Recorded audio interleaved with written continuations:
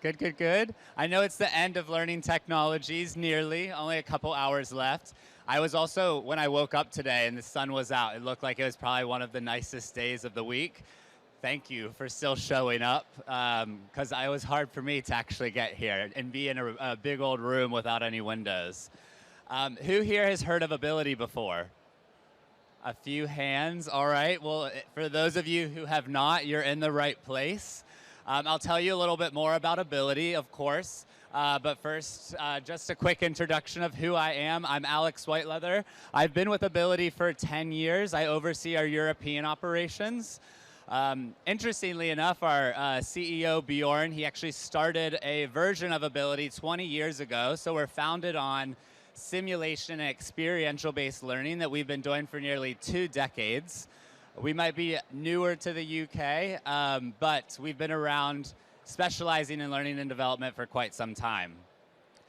We've worked with many different household names and brands across the globe and have actually facilitated experiential learning programs with over 100,000 learners in our existence. I always just like to start with, let's conceptualize what we do at Ability. When I say simulations, you probably think of a lot of different things, a tabletop board game or a spreadsheet, but up here is a bit more of who we are and who we are not. So when I say simulations, it's very much experiential, it's hands-on, it's taking theory and putting it into practice. We're not up to the front of the room to just present at you, but getting very much hands-on. We also believe at the intersection of not just those simulation technologies, but the human experience. So we're all about getting people together to actually unlock that additional layer of learning by doing it together socially. We have facilitators. We've actually got one in the back of the room who's just waved, who lead our experiences. They have industry expertise to help the learner say what happened in that simulation and how is that applicable to my everyday life. And lastly, we aren't just here to have fun, although it is very much an interactive and engaging fun experience. We also have ways to track and measure impact with your leaders as well. Today, I want to, in our very, very quick 15 minutes together, want to show you a little bit of some of the latest and greatest tools that we have been building at Ability. Right here, you'll actually see a catalog of different offerings and topics that we curate at Ability. We've distilled down some of those timeless essential business skills to support leaders on how to be better decision makers, better managers, better leaders on the topics of business and financial acumen, decision making in cross-functional environments, and as well as how are we driving more results in the business by being better managers and leaders. So you'll see there's lots of different mini simulations that we've curated over the past few years, and today I want to show you one of those simulations.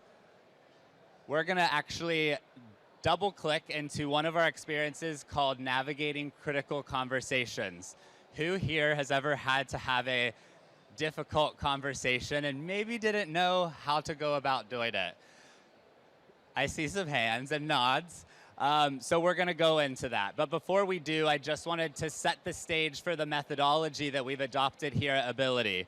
We always talk about, in any experience we're creating, the play, the reflect, and the apply. The simulation is the play piece, but our facilitators are then leading that discussion with the peers who are participating in the simulations to reflect upon what happened in that microcosm of the simulated environment and how are we applying that to our everyday world. It's a way to build awareness and understanding to not only our own behaviors, but our behaviors of our peers and deliver that feedback with one another throughout the experience. But you do see there's some necessary framing that needs to happen. So we might let loose leaders into a simulation to fail and learn through different strategies, but we also want to give some useful context and framing to help set them up for success and better think about how to approach or come up with a various strategy they might not have thought of on their own.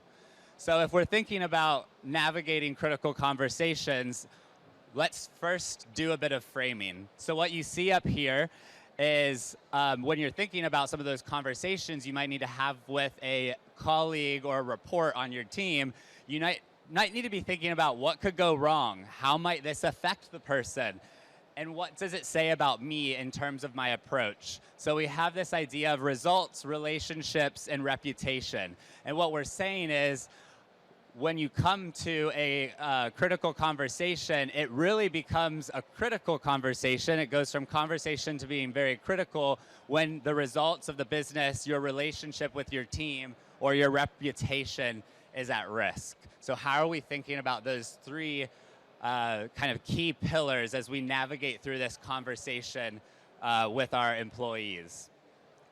As we go throughout what we call our Navigating Critical Conversations case challenge, you'll get the opportunity to uncover motivation on your team. You'll get to deliver some feedback to help elevate performance of team members, and you'll get to practice having more structured, clear communication with your team. So this is just an example of how a situation might unfold in one of our many simulated environments. So first, I just want to kind of show you a bit of the simulation itself. So it's a web-enabled platform.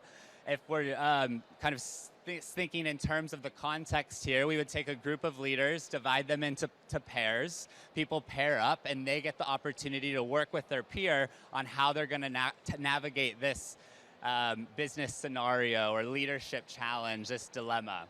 You've been actually dropped into a simulated world, a simulated space as a manager inside of, in this context, an engineering firm. So you now have a report of various employees who are reporting to you, and it's your responsibility to drive results and think about the capabilities of those people. So we're going to begin. When we're dropped into the manager role, we first get to see who is all on our team. So we see we've got Tanya, we've got Carl, we've got a few other people on our team, and we spend chapter 1 just starting to get to know who they are. I'll pause here just to share. Who here has seen some of those AI-enabled role-play conversations? Or you might used Claude or ChatGPT to actually practice some of those role-play conversations. What we want to do in our case challenges is create more of a story narrative, a world in which our leaders can get lost in that world. So we'll navigate ourselves through multiple chapters where, depending on our approach in chapter 1, will impact the results we may see in chapter 2.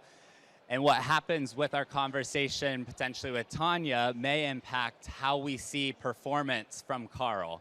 So it's not just this one-dimensional back and forth discussion with a colleague, but it's more dimensional than that. So in this specific scenario, we find out that our key employee, Tanya, has had a very positive performance review, and she's being fast-tracked for more of a senior kind of responsibility, more opportunities to take on more on the team. When you start to actually have that conversation with Tanya, you find out that she's not necessarily as motivated potentially to take on that role. So the system will give you lots of emails and information about Tanya and the team, and then we'll go to the next chapter and actually have a conversation to see if Tanya is interested in taking on additional responsibilities with the team. We find out that Tanya is hesitant. She doesn't want to step on the toes of some of her colleagues who have been at the company for longer than her. So depending on how you navigate this, Tanya will be excited or motivated or maybe a bit demotivated by it. But in the end, Tanya will likely be taking on some of that additional responsibility. What we find after you've had that conversation with Tanya is you'll get some feedback on how you approached it.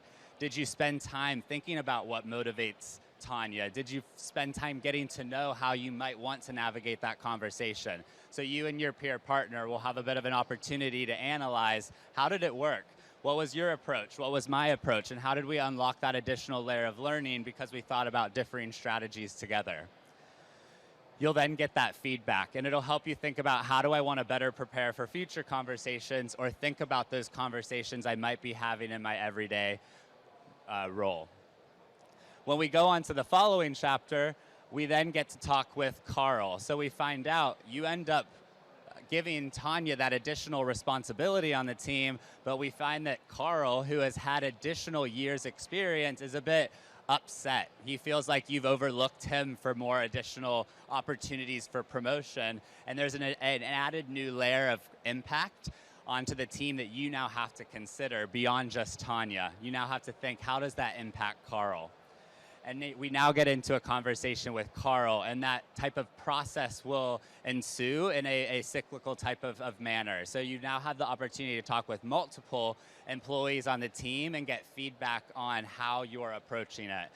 And again, we're thinking back to that that kind of early framing of kind of your reputation, the results of the broader team, and everyone's performance and how we're driving that forward as the manager. The last chapter of the overall experience is an opportunity to think about your broader team. So after you've worked with both Tanya and Carl in these various conversations, you then have the opportunity to actually communicate out and practice that stronger communication to the broader group. So you have about 5 people who report to you on the team. You now need to send out a bit of a strong communication based on what you learned from Tanya, based on what you learned from Carl, how do we ensure the rest of the team is all aligned together? From all of this, what's really important here is that each of the learners, the leaders, together are uncovering and discovering new insights about their approach, and how are our facilitators kind of connecting the dots of all the differing approaches. So if we have 20 people in a cohort, 10 different teams approaching Tanya and Carl in different ways, we're going to have different narrative impacts. So the richness comes in with a facilitator-led discussion to talk about, what did you do over here? It's not just about the what, but the how. How did we get to what happened? So we might see where your team went adrift, or they kind of went full speed ahead. We were able to steer that ship in the right direction. This is a safe place to take risks, try out new strategies, learn about your approach before you're in these situations and your everyday real-life managerial responsibilities. One thing to note is that these experiences, as you see, although there's a simulation, we've of course prioritized that intersection of the simulation itself, but also that dialogue with your peers and our facilitator as well. So our tools are also embedding opportunities to reflect on what happened, what went well, what didn't go so well. And the last thing I'd like to share, just in terms of Ability's broader approach, is some of our shorter form simulations are really just stepping stone to larger simulated-based experiences. So I'd say Ability's core, we're creating experiential leadership programs that house many different smaller simulation approaches. So for example, what you just saw right now might fit into a smaller 2-hour experience, but of a broader multi-week learning program. We know learning is not just a destination, but a continual journey to practice. So that's what we're all about at Ability, having the opportunity to practice, but with your peers in a safe, simulated way. We have a booth, L10, just right down the hall, and we're eager, our team, to talk a lot more in depth about what we do, how we do it, many of the different topics that we have at Ability. But thank you for coming to our session today.